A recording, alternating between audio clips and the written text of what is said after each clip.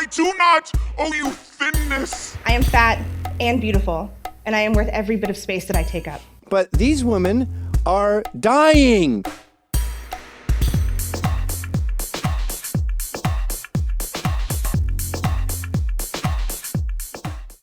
My name is Dr. Christopher Salute. I am the CEO of Bold Media and Bold Magazine. What are the goals of the fat acceptance movement? You know, I don't know. Fat acceptance is not something that we tend to really focus on. I don't know what their goals are. I think so I can't speak for that, or speak to that. I think from what I've heard, so for example, we are speaking at NAFA this year, which is the National Association for Fat Acceptance. So it's not that we don't associate with fat acceptance at all. I'm all about fat acceptance. I'm about any type of acceptance that is about you loving yourself while also trying to make yourself just a good person and a better person. So, from what I gather about fat acceptance, I am certainly not the expert on fat acceptance. I would say I'm an expert on weight discrimination and plus positivity. But from what I gather from the folks that I speak to in fat acceptance is about anti-fat, right? So being okay living your life without someone persecuting you for being overweight. And that's what it's about. So it's not about promoting being fat. It's not about creating fat. It's about, I'm fat, or she's fat, or he's fat. Just let them live. Let me live. Let me do what it is that I want to be doing. And I think that, you know, a lot of folks who are anti-fat have some sort of other issue that they're coping with.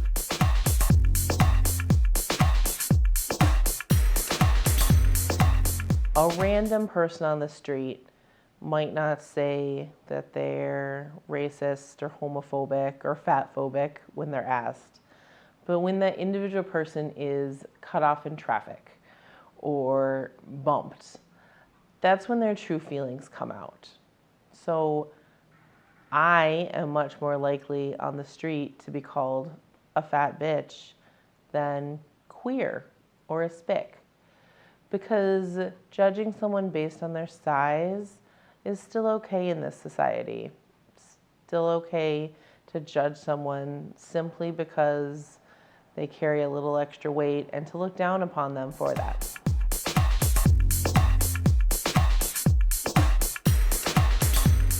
The argument would be that people are like, okay, the people that look at the magazine, they're like, okay, that's good for me because I've never seen representation like that. I'm a smaller, fatter person, and that makes me feel good. But then there's a smaller, slimmer person who's looking at the traditional 5'8" model. Does she then say, oh, she says I want to be like her, but who says they want to be like TESS HOLLIDAY? That's the problem I'm sort of finding difficult at the moment where I'm speaking to people, because I'm like, the idea of you being a model is you're meant to be, it's sort of like the models, they're beautiful, the most beautiful people in our society for whatever demographic or whatever. And I find it hard to say, okay, that's an achievable thing now. We put her on the cover of a magazine and that's what we aspire to be. Yeah, which I think is wrong. Is it a glamorization? Do you see it as that? I think more it's a victimization, because it's like the traditional fashion industry is saying, look, if you're plus, you look like that. Yeah. But no, you don't. Yeah. Because plus girls can be from a size 12 to a size 20, but then they're in proportion. Yeah. Whereas TESS, she's short for the traditional, well, what you would be for a model, and she's rounded, but the big tummy, the big thighs, the big boobs, yeah, you can have I have all of that, but I don't have it in disproportion. Yeah. So therefore, if I stood next to her and I'm saying I'm a high street 18 and she's saying she's a high street 24, 26, then, and she's 5'2" and I'm 6 inches taller than her, can you give her the title of being a model? A plus model at that. What do you think it is, and do you think it's in the industry pushing this? What for? I think financial gain. No, I believe it's the traditional fashion industry pushing. There's the plus model, but they don't want to say a plus model should be an attractive woman who's a size 16, 18, 20 that can compete with the traditional model. So they put it out to something extreme. So it's from one extreme to the other. And with the plus model being short and fat, because that's what she is. Let's not beat around the bush. It's an extreme of plus.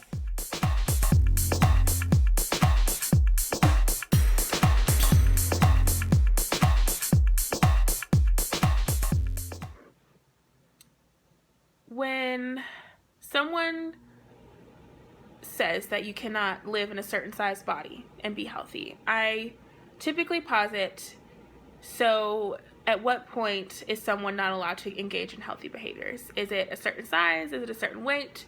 At what point is someone no longer allowed to engage in behaviors that we equate with health, right?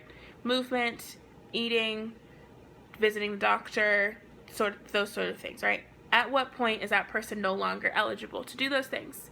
Because as long as you're eligible to do those things, you are more than welcome to have health. And if we are focusing on that word healthy, that adjective that describes someone, I think that's where the problem starts in the first place. I don't think we really have the ability to stick a moniker on someone and say that this person is healthy and that person isn't. That is too black and white of a thought process, and health is very much a continuum. It's very much a spectrum of engaging in different behaviors and not engaging in other behaviors that give you health at different states. You could have health, bare minimum health, you could have optimal health, but it's really up to you as a person. It's not a moral issue. It doesn't make you a good person or a bad person for not seeking health, because ultimately this is your life, it's your body, you can do what you want with it. And I think that's typically where I start with that conversation of at what point is someone not allowed to do that behavior? At what point is someone not allowed to run a 5K, run a marathon, a half marathon because of the size of their body? If they can get up and they can do that run, good for them. Honestly, good for them, because most people can't do that. Most people can't. Who's out here really trying to train for a marathon? Let's be real here. And at what point is this person not allowed to eat fruits and vegetables? If they're doing that, that's great. They're doing better than half the people already anyway. If you are consuming fruits and vegetables on a daily basis, you're doing something, honestly. So at that point, how is that person not engaging in a healthy behavior? Since when did a size of someone's body dictate, you can't be healthy, or no, you can't be healthy? We're not looking at any other markers. This person could have great blood pressure. Their A1C is good, right? Their glucose, their blood glucose, it's excellent. Their thyroid is doing great. They are moving in a manner that makes them feel good. Maybe they do Zumba, maybe they run, maybe they're a biker, I don't know.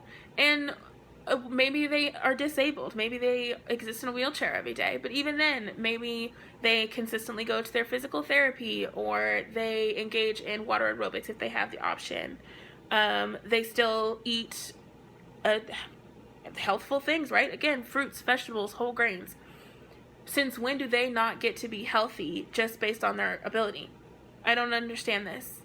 And I say this knowing that at one point I was a part of the problem. And I think it's really important to address that as professionals, right? At some point, we all are a part of the problem. Before I made it to college, actually I know for a fact, I was that person that's like, oh, I want to help people lose weight. I want to help people get healthy. And over time, I realized that it's not the goal. It's not the goal. There's more to life, and I can't determine whether or not someone is healthy. I can help them make decisions that lead to health, but I cannot say that they are or are not healthy.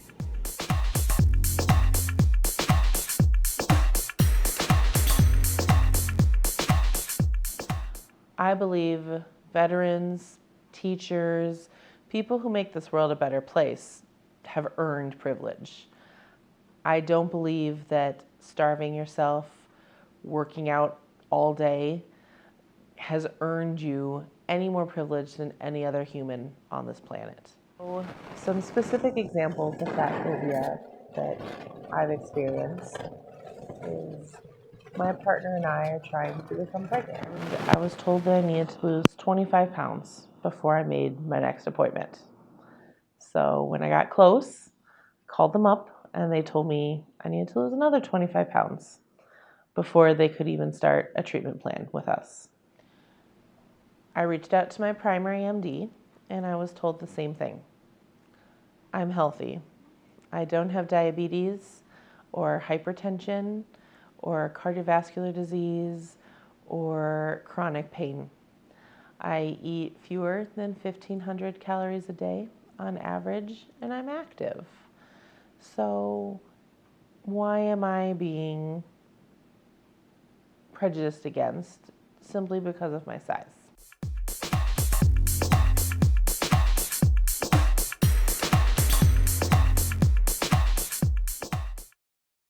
I think the idea that fat acceptance is promoting an unhealthy lifestyle is a bit strange, because we don't know by looking at someone how healthy or unhealthy they are, for one. Two, what is healthy anyway? Because sometimes we seem to think it's really just a physical thing, whereas mental health is really, really important as well. And I think that people who are skinny or thin can be unhealthy as well. So I don't think that looking at someone's body is the best way to describe or to judge how healthy they are. I love the idea of health at every size, because I know, and I've got clients who I teach in my classes who have larger bodies, but they're really healthy and they're really fit. And we also know, as I said, what is health? So, someone could be very thin on the outside, but they might be, trying to get all the Instagram likes, or they could be actually having an eating disorder and not getting enough nutrients into their body. So they actually might have mental health problems trying to chase down the Instagram likes, or they might have physical problems because they're undernourishing themselves. So I really don't think that it's fair to judge people from the outside look. But I think it's totally been hijacked by,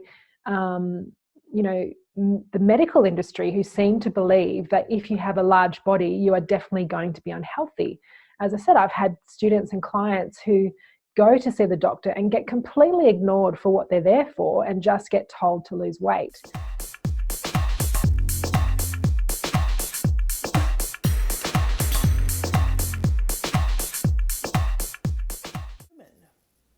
My story makes me human. And because of that, then it's like, okay, so if we can humanize me and my story, then all of the people in bigger bodies probably are humans and probably deserve that same respect and dignity and ultimately peace. Maybe someday they will be smaller, but is the way to get people being smaller to hate and shame and be cruel to them? I don't think that's ever been really effective in the long term. And really, for me as a bigger person, the people who are smaller, who I feel like respect me or see me, that's all I want. I just want to be seen. I just want, I'm at a new point where I'm just going to be at this size, and I'm going to keep working out, and I'm going to keep being present to my health, but I'm not going to justify it, and I'm not going to make myself smaller in any way, be it in the size I occupy on planet Earth or the size I occupy in my world, so that a thin person feels better about themselves. We should all be allowed to feel good in our bodies today. Why should I have to wait? Why should I have to constantly, let me excuse myself for being bigger? Fat-Topia, now available on Amazon.